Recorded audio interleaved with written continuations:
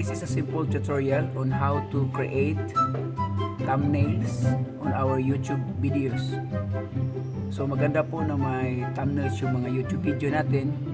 So this is a very simple tutorial about how to create using our PowerPoint. So first, we are going to choose the blank presentation. Click.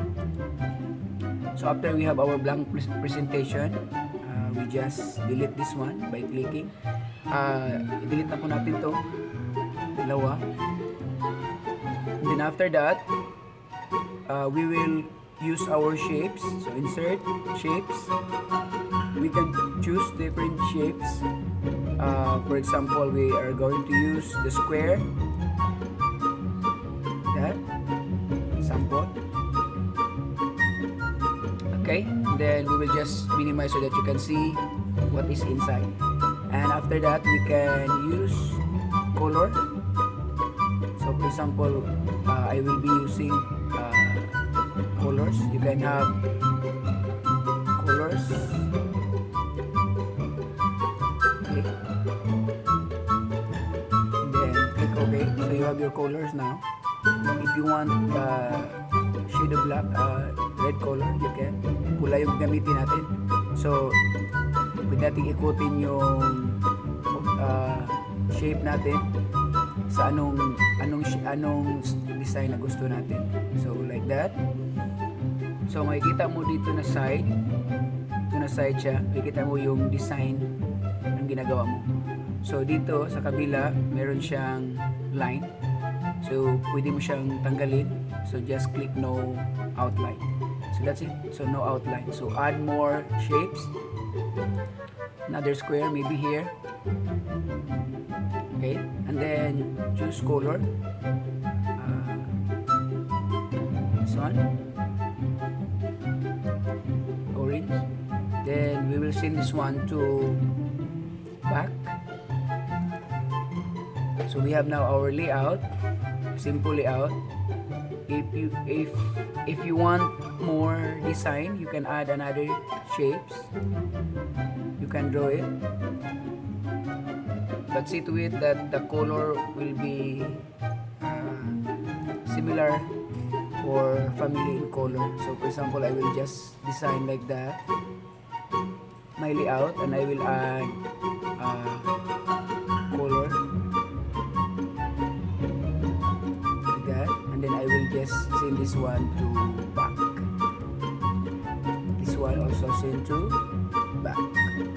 So this is now my template, and then I will just click no outline. So that's it. After that, if you can see here, you have your layout already. All you need to do is you need to right click, copy, and then right click. We will save this one as a picture. Save natin na picture siya. So makikita mo, ito na ngayon siya, yung layout natin. So after natin magawa ito, pwede natin i-delete yung ginawa nating layout. So ito na yung template natin para sa ating thumbnail. So the next thing we do is we need to add picture. So adding picture, see to it that you select your own picture already. So first, insert picture. So I am planning to add 2 pictures. So save already in your computer. Press Ctrl, 2 picture, click, and then insert. So after that, the 2 picture is there. This picture, the first picture, no problem. We have no background already. But this one, we have the background. So all we need to do is to remove the background on this picture. So how to remove it? Click and then go to format, and you can see here on this side we have the remove background. Remove background, and then after that we will just expand. Okay, and if you notice there is a white thing here that we need to remove. Here we can see mark areas to be removed. So you just click and then you mark the area that you want to remove. So like this, you mark. Then this one also, you mark this one and this one. So all the things that you want to remove, you just click. Okay, click. Another one here. Another one here. And the last one here. After that, you click on the any side of your PowerPoint. Click. So now our picture is no more background. So we'll just resize. And then after that, we will move this picture going here. And this picture must be, we will send this one to front. And I want this, my face, to be bigger. So move like that. More bigger. Okay? Because in YouTube, ito yung maganda sa YouTube, yung sinasabi nila na size matter. So mas maganda yung malaki,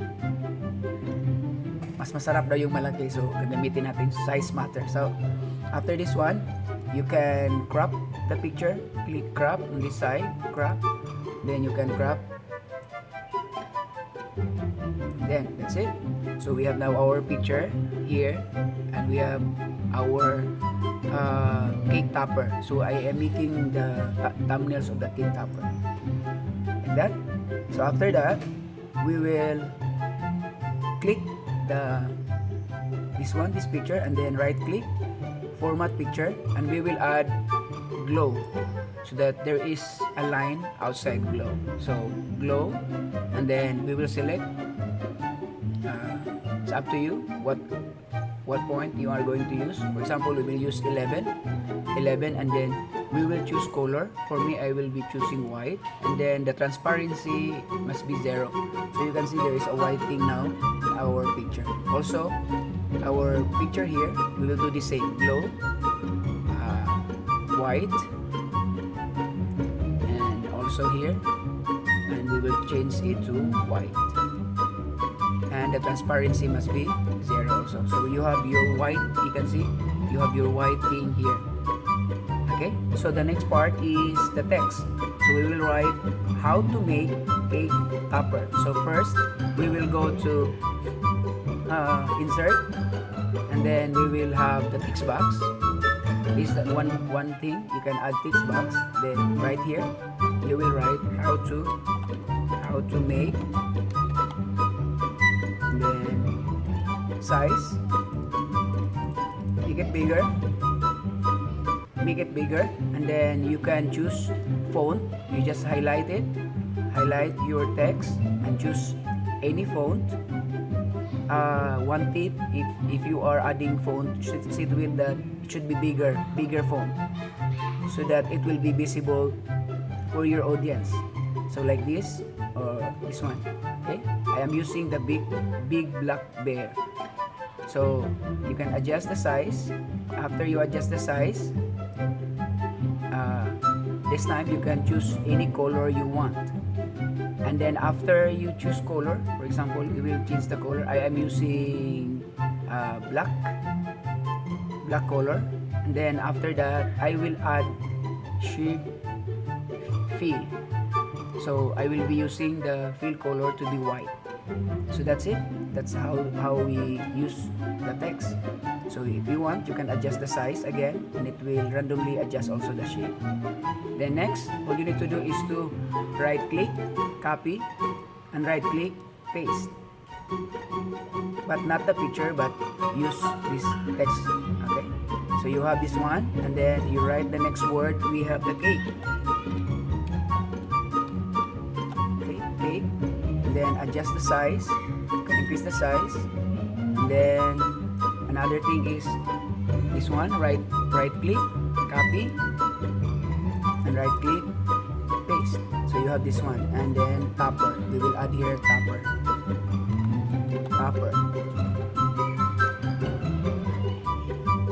Okay, after we adjust everything,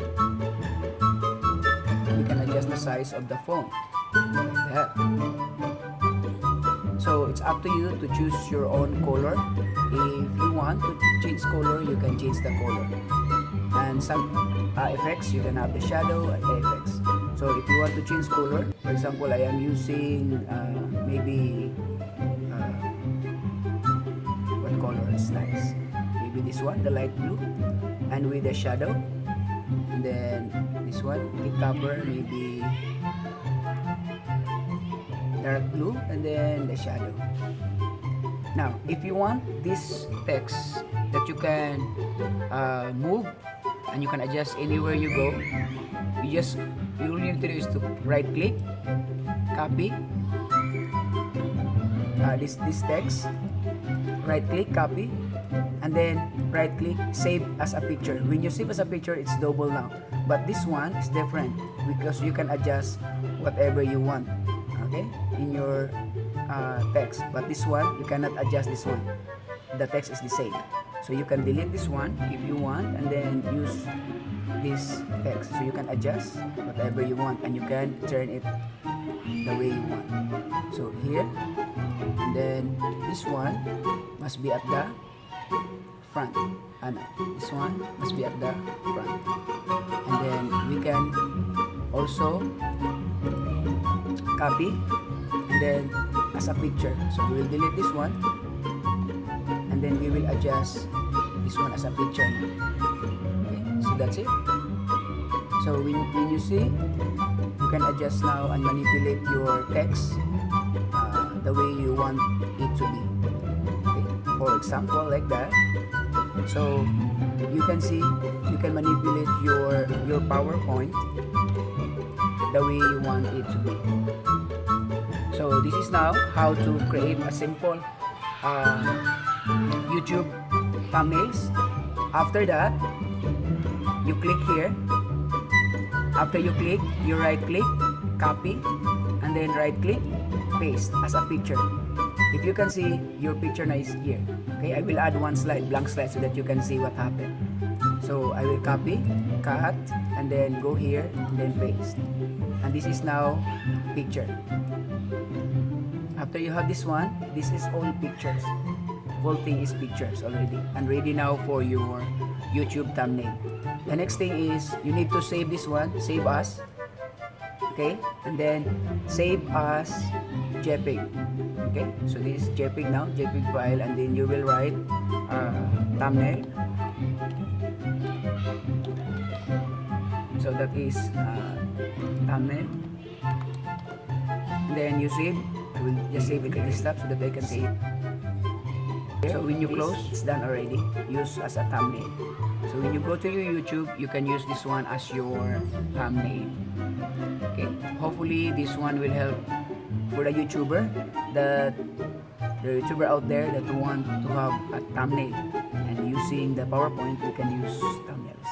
Okay. Till next time, we will teach you how to do it in the Photoshop also, so that you know also the simple ways how to make thumbnails in Photoshop. Don't forget to subscribe our link. Okay, Baby June 101. Have a nice day.